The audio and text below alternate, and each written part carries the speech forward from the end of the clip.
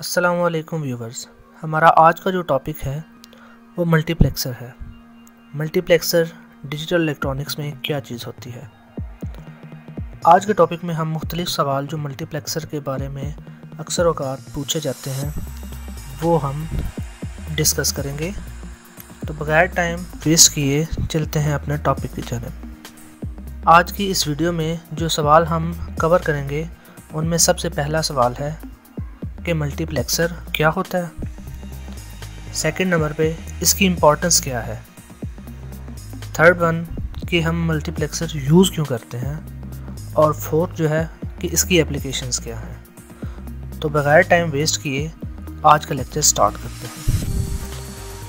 तो सबसे पहले अपने पहले सवाल की तरफ आते हैं कि मल्टीप्लेक्सर है क्या। मल्टीप्लेक्सर एक ऐसा डिजिटल सर्किट है जिसमें इनपुट्स आती हैं और हम अपनी मर्ज़ी से जो भी इनपुट जो है उसको सेलेक्ट करके उसको अपने सिंगल जो है मीडियम पे या एक कोई भी चीज़ जो हम देखना चाहते हैं उस पे देख सकते हैं। मल्टीप्लेक्सर को डेटा सेलेक्टर भी कहते हैं। और दूसरी चीज़ ये कि ये अगर डिजिटल इलेक्ट्रॉनिक्स में देखा जाए तो इसको मैनी टू वन कहते हैं और ज़्यादातर इसको मक्स कॉल करते हैं। हमारा दूसरा सवाल था कि इम्पोर्टेंस क्या है मल्टीप्लेक्सर की। तो मल्टीप्लेक्सर जो है उसकी इम्पोर्टेंस ये है किसी भी डिजिटल इलेक्ट्रॉनिक्स के सर्किट में कि ये नेटवर्क की जो कॉस्ट होती है उसको काफ़ी हद तक रिड्यूस कर देता है। और दूसरी चीज़ ये है कि ये लार्ज नंबर ऑफ जो सिग्नल्स हैं उनको ट्रांसमिट कर सकता है। नेटवर्क कॉस्ट को इस तरह रिड्यूस करता है कि ये मिनिमाइज़ कर देता है नंबर ऑफ़ लिंक्स को जो दो पॉइंट्स के दरमियान ज़रूरत होते हैं। अब आते हैं कि मल्टीप्लेक्सर इस्तेमाल क्यों करते हैं। तो मल्टीप्लेक्सर का जो इस्तेमाल है कि अपनी डिज़ायरेबल जो इनपुट है उसको शो करवाने के लिए हम मल्टीप्लेक्सर का इस्तेमाल करते हैं। इसके अलावा इसका जो यूज़ है वो इसलिए भी किया जाता है कि जो किसी भी सर्किट में जो इंटीग्रेटेड सर्किट होते हैं उनकी तादाद को ये कम कर देता है जिससे हमारा काम बहुत ज़्यादा फास्ट हो जाता है और इसके अलावा हमारे रिसोर्सेज भी कम यूज़ होते हैं। एप्लीकेशंस की बात की जाए तो इसकी सबसे बड़ी एप्लीकेशन जो है वो टेलीकम्युनिकेशन नेटवर्क्स में है। टेलीकम्युनिकेशन आप सब जानते हैं कि कम्युनिकेशन जो हम वाया फ़ोन करते हैं किसी भी तरीके से एक जगह से दूसरी जगह हम कम्युनिकेट जो करते हैं उसको टेलीकम्युनिकेशन कहा जाता है। मिसाल के तौर पर टेलीफोन। तो जैसा कि मैंने आपको बताया कि मल्टीप्लेक्सर इस्तेमाल क्यों करते हैं और मल्टीप्लेक्सर है क्या, इसकी एप्लीकेशंस क्या है वगैरह वगैरह। तो अभी स्टार्ट करते हैं मल्टीप्लेक्सर 4x1 का। तो सबसे पहले इसकी ब्लॉक डायग्राम देखते हैं कि इसकी ब्लॉक डायग्राम होती कैसे है।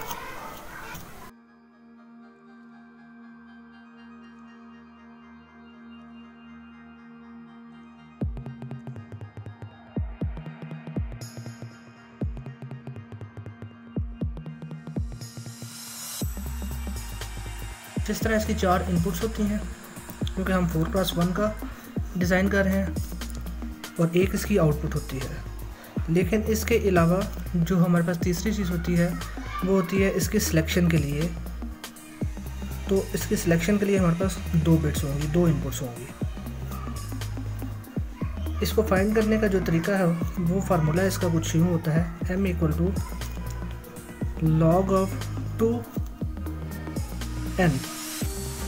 ये इसका फार्मूला होता है जिससे हम फाइंड कर सकते हैं कि कितने नंबर ऑफ़ बिट्स हमें सिलेक्शन चाहिए सिलेक्शन के लिए। तो जो बिट्स होती हैं उनके लिए हम करते हैं = 2n होता है। तो हमें जितने भी बिट्स चाहिए हम इधर प्लेस करेंगे तो उससे हम वैल्यूज़ निकाल के इस्तेमाल करते हैं। तौर पे जब जो हम अभी ये करने लगे हैं 4 बिट के लिए तो इसके लिए हमें 2 बिट सिलेक्शन के लिए रिक्वायर्ड होंगी। तो इसकी जो मिसाल के तौर पे कुछ भी आप रख सकते हैं इसके नाम। मैं अभी A, B, C और D रख रहा हूँ और सिलेक्शन के लिए मैं S1 और S0 लिख देता हूँ, सिलेक्शन 1 सिलेक्शन 2 और ये मेरे पास एक आउटपुट जनरेट होगी। तो ये है 4x1 का मल्टीप्लेक्सर, उसकी ब्लॉक डायग्राम। तो इसके बाद हमने देखना होता है कि ट्रुथ टेबल इसका कैसे ड्राइव होता है। कोई भी डिजिटल इलेक्ट्रॉनिक्स में चीज़ है तो उसका हम ट्रुथ टेबल ज़रूर डिज़ाइन करते हैं ताकि हम देख सकें कि ये कैसे वर्क करेगा। तो ट्रुथ टेबल इसका कुछ यूँ होगा कि हमारे पास 2 इनपुट है और तीसरा हमारे पास आउटपुट है। 2 इनपुट्स ये वो वाली होंगी जो सिलेक्शन के लिए हम इस्तेमाल करेंगे, जो है हमारी पहली S1 है, दूसरी S0 है और जो हमारा है तीसरा वो है आउट। तो हमारे पास सिलेक्शन जो है वो है 2 बिट की। तो 2 बिट के हिसाब से हम ट्रुथ टेबल अपना डिज़ाइन करेंगे। हम बाइनरी नंबर लिखेंगे 00 01 10 11। तो जब हमारी 0 0 दोनों बिट्स हों तो हम कह देते हैं कि हमारी ए वाली जो आउट है वो हमें शो हो। इसी तरह हम 0 1 पे बी वाली को शो करवा देते हैं और 1 0 पे सी वाली आउटपुट को, और 1 1 पे हम आउटपुट जो हमारी डी है उसको हम शो करवा देते हैं।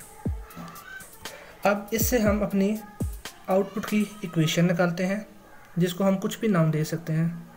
मैं y का नाम दे देता हूँ। तो वो कुछ इस तरह डिराइव होगी कि हमने देखना है कि किस पैटर्न से हमारी इनपुट और आउटपुट्स जनरेट हो रही हैं। इनपुट्स क्या थी और उसके करस्पॉन्डिंग हमारी आउटपुट्स क्या आ रही हैं। तो फर्स्ट से शुरू करते हैं। जैसे S1 और S0 ये दोनों ज़ीरो हैं, तो S0 के लिए हम जो इस्तेमाल करेंगे वो होगा S1 और S0 के लिए। उसके ऊपर हम बार डाल देंगे ताकि हमें दोनों में हम डिफ्रेंशिएट कर सकें कि हमने S0 इस्तेमाल किया या S इस्तेमाल किया। तो इधर पहली अगर हम देखें A के लिए तो S1 भी हमारी 0 है और S0 भी हमारी 0 है, S0 भी, और हमारी A इनपुट आ रही है। इसी तरह से अगर हम देखें B के लिए तो अब देखें ये दोनों एंड हो रही हैं और प्लस का साइन और के लिए इस्तेमाल होता है। तो ये हमारी आ जाएगी A साथ आ जाएगा।